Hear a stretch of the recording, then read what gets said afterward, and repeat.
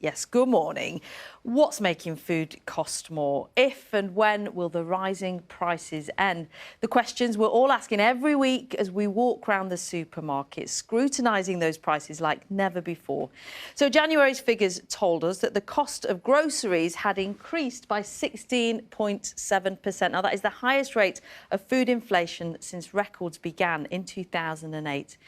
If that increase in grocery prices were to remain at that level, the same average basket would cost you, well, almost £800 a year more. What is driving it? Well, we grow a lot of vegetables in this country and lots of producers are having to work differently to cope with energy costs. That's according to the National Farmers Union. And that's with the government's energy support scheme for businesses, which, just like domestic bills, it's set to become less generous come April. Well, Jack Ward is with me this morning.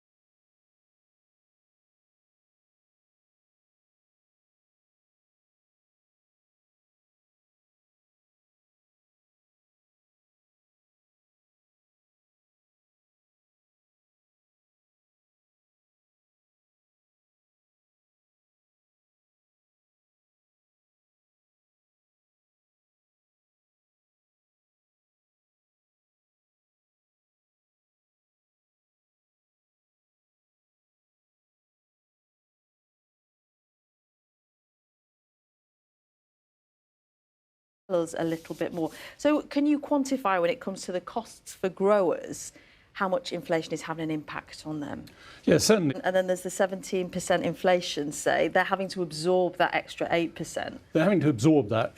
When you look at the inflation... What's behind it? We've got this overall term, inflation. Break it down for us for the growers, the extra costs. The big ticket items... Really showing its face to us now, isn't it? There's no instant fix here, is there? Climate change, a worker shortage, we're talking about across the board on the labour market, energy prices that have peaked, but we won't feel that trickle that groceries are going to cost more for the long term. Seeing at the moment of 16-17%, that will be the price that we're going to have to get used to rethink of how and where we get those products from. Thank you very much, Jack. And at 8 o'clock, we get the food inflation figures for February. They do look set to continue that upward trend that's eating into our incomes every week.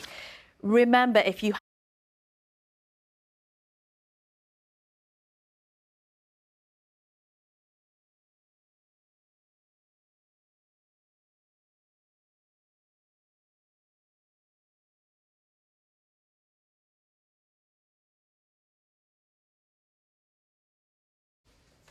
Nina.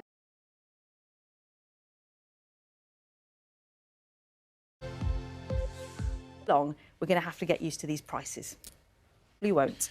Be interesting to see what the shortage of fruit and veg in some